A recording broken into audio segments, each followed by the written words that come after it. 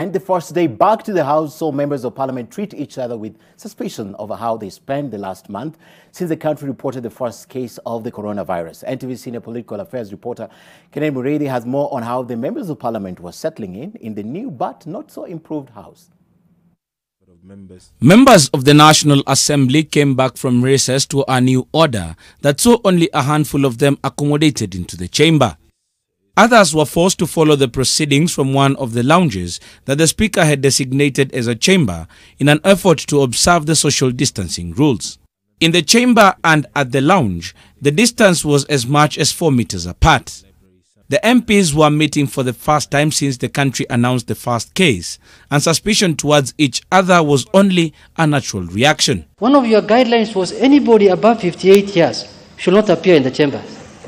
And I'm seeing here Honorable Kimunya, I am seeing here Honorable Bokose. These are octogenarians who should be at home, Mr. Speaker. We don't want to lose any member of Parliament, Mr. Speaker.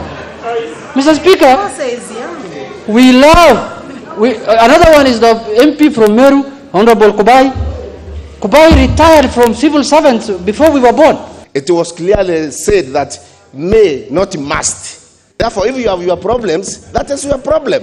So, age is a number. There are those who are 25 or 13 and they are suffering. And there are those who are 70 but they are walking tall. We cannot lock the people of Mombasa not to come to Nairobi or vice versa and allow members of Parliament to come from either Kilifi or Mombasa or Kwale, Mr. Speaker.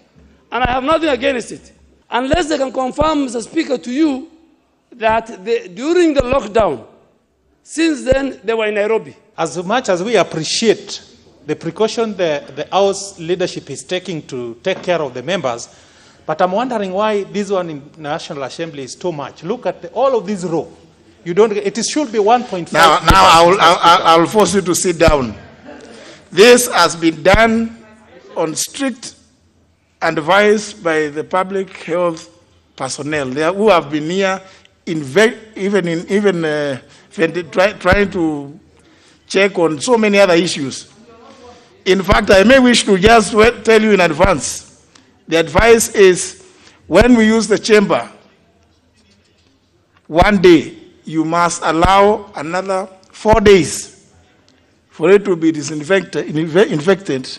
Regulations put in place require each member coming into the chamber wear a mask and regularly disinfect their hands. Hand sanitizers were placed at different points within the chamber. You know, there has been reconfiguration of the chamber, and with the masks, I'm not able to identify even some very familiar faces. So now, the member there. The chairperson of Parliament's Health Committee is expected to issue a statement next week concerning the type of masks that Kenyans can use, owing to concerns that the N95 masks were already in short supply and were badly needed by healthcare workers. What measures has the national government put in place to ensure that quality, effective masks are affordable and accessible by all members of the public? Further, Parliament has resolved to sit only once a week, that is on Wednesdays, to allow for the chambers to be fumigated. Kennedy Muredi, NTV.